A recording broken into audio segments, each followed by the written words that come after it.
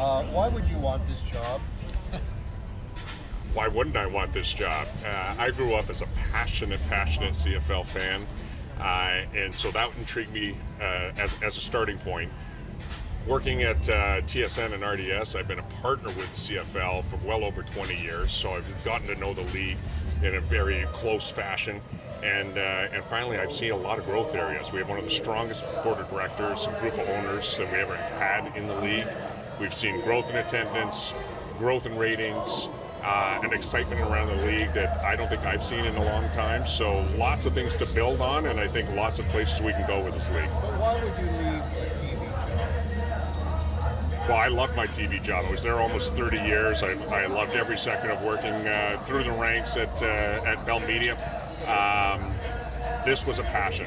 I was at an age where I said, look, I think I can make a difference here. I think I can help take this league in a really good position and see it grow. The fact that you were with TSN and TSN holds the rights, how is that going to impact future talks, if at all? And how do you not allow that to interfere, to become a conflict of interest? Oh, I don't think there's any conflict at all. I think I've got almost 30 years of experience in Canadian broadcast, relationships with different sports leagues around the world. I've seen every which way you can slice a media rights deal. And of course, I've got a great relationship with the incumbent players.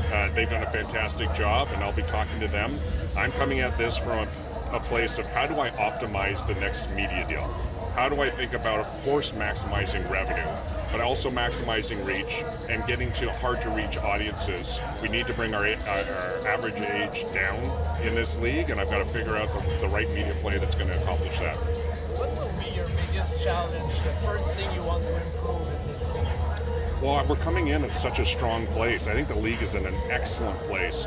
So I'm not looking at it as a challenge that I need to overcome. I'm thinking of ways that I want to execute really well in 2025. I'm coming in right at the start of a season.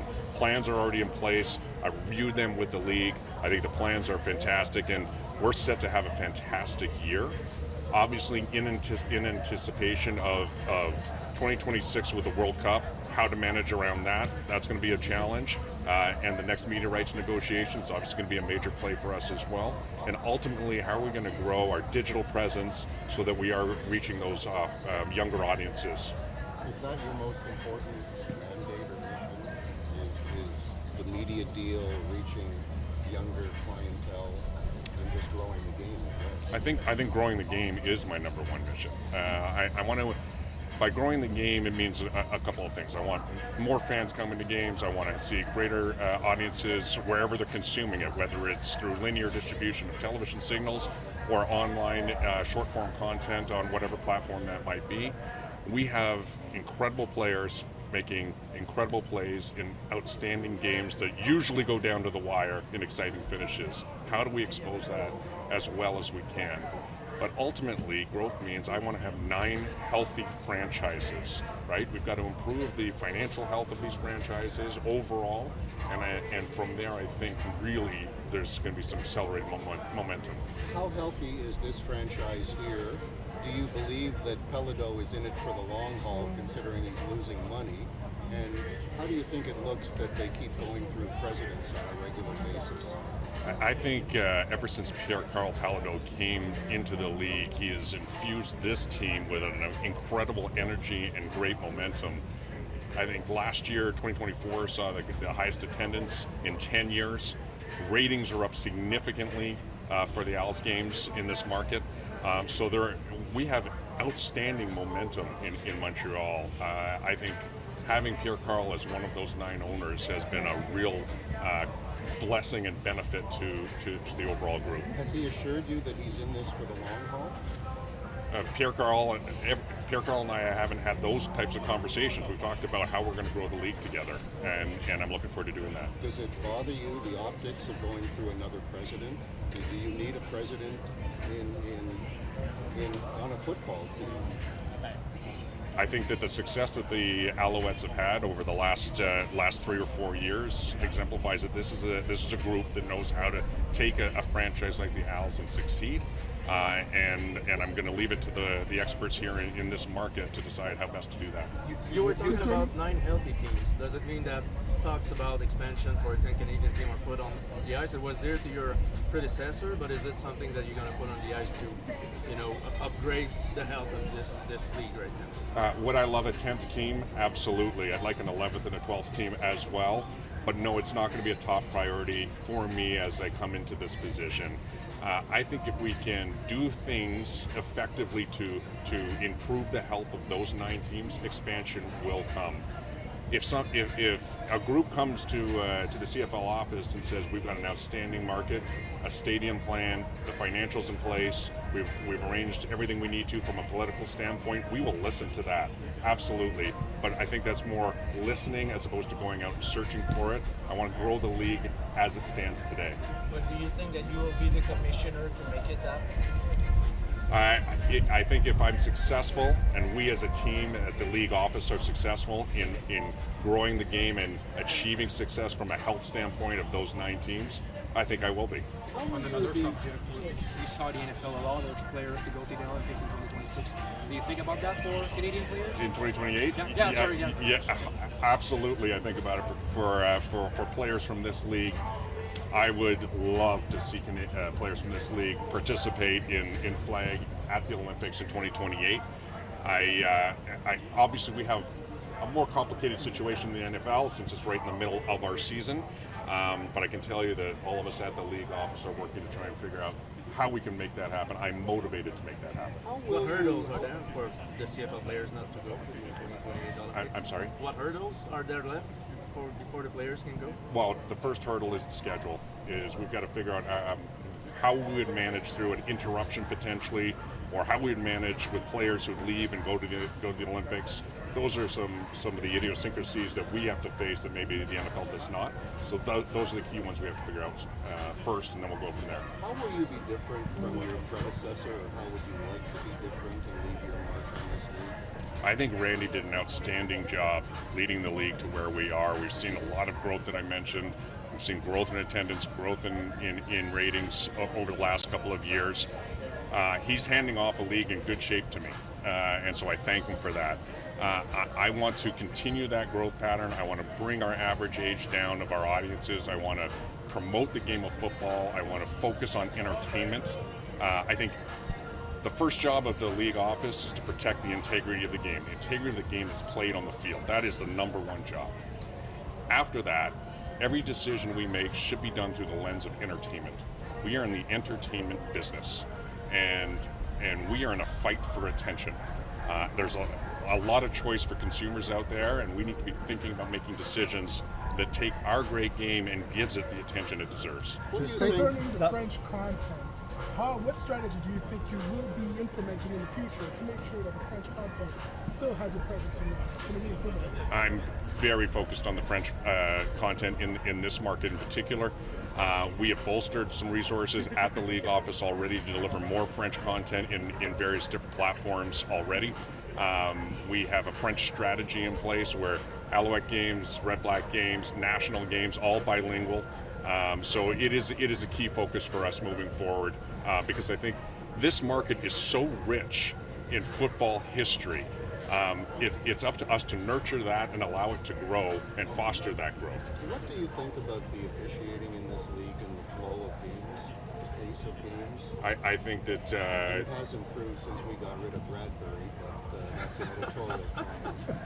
The CFL has, I believe, the shortest overall game time out of when you compare it to NFL and NCAA. So I think our game flow has improved significantly over the years, and it is something that we need to continue to focus on. I talked about thinking about us from an entertainment value and making decisions based on entertainment through a lens of entertainment, and game flow has to be part of that. We have such a quick, action-packed game. We've got to make sure that the audience is seeing that, and we don't interrupt it with places where we can reduce that game flow. Pardonne-moi, Monsieur Johnston, d'être le premier à te poser une question en français. Et tu as parlé à mon collègue de l'importance du contenu francophone. Et pour toi, le fait francophone au complet, à quel point il est important à tes yeux en tant que commissaire? Je m'excuse, la musique, elle est un peu plus... could you repeat? Le fait francophone, à quel point il est important à tes yeux comme commissaire que le français soit présent? Par exemple, dans les dernières années, on avait vu l'affichage à la finale de la Coupe Grey et tout ça. Simplement pour toi d'être en mesure de t'exprimer en français pour rejoindre les partisans, à quel point c'est important pour toi? Je veux dire que c'est très important pour moi. The league office has instituted a much stronger French language policy, a focus on making sure that we're recognizing both languages in those places. Obviously, the Grey Cup, but really any game where it's incredibly relevant. Our logos are are bilingual. We want to make sure that we are continuing to reinforce this French market because it's incredibly important to the future of the league. Ici à Montréal, Jason Maas a instauré une tradition chez les joueurs qui ont du Duolingo pour le français. Peut-être que tu pourras faire la même chose. I'm working with Duolingo. I've got my Babbel app on my phone right now. J'ai parlé français beaucoup quand j'étais jeune. Il y a presque 40 ans que j'ai parlé beaucoup le français. Je vais pratiquer sur toute la saison et peut-être coupe près, on peut avoir une conversation that would flow a little better than this one. Le français est très bien. À quel point vous trouvez votre français très bien, mais à quel point c'est important pour vous d'améliorer, de pratiquer votre français quand vous parlez de l'importance du marché de Montréal pour la Ligue? C'est important tout de suite. Je veux parler français régulièrement. Je veux pratiquer beaucoup et quand je viens à Montréal, à Québec, je veux parler français plus que je parle anglais si on peut. Je dois pratiquer un petit peu. Just to go back, peut-être deux, trois, on parle pas souvent comme ça. Just to go back on Randy Ambrosie, he was criticized by using cliché with the media. Will you be more open to share real information with the media, but also the fans? Well, I won't speak to what was described as with Randy. I don't know about that, but I hope that you will find that I'm coming into the commissioner role with a focus on transparency where I can. That is how I've operated my entire career. I try and be an open and as transparent as possible. I think that engages all the stakeholders that are involved with the league. That's not just my own coworkers, the board, but also the media, the players, and the fans. I think all of that's important, and the more that they hear me speak what I'm thinking, I think the more that they'll understand this is where we want to go. Do you think there's any possibility that one day there will be a team in Quebec City? I am focused right now on 9 healthy teams in this league. I would love to expand. I would love a 10th team. But right now my focus is on the 9 teams that are currently here. What about the global program? I know that the teams really don't like that part in the CFL that Randy brought in. They have to pay still, I believe, 2 players every year, every team. It roughly costs around $1 million to the league. Do you think this will end at some point? That global initiative is part of the CBA, and that's baked in for the next number of years. So we're going to focus on that. I know that ultimately we want the best players playing on the field, and I hope the expansion of our game globally is something that actually will help deliver players that will that will make our league and succeed in our league. I think the stat is that last year there was well over 5,000 snaps. I might have that number wrong, but the global players did play and they did contribute. So I want to see where that can grow. And maybe just one more about the Canadian quarterbacks. Do you have any idea in mind, to make sure that they will be able to play and be, in the team, not only in the practice roster?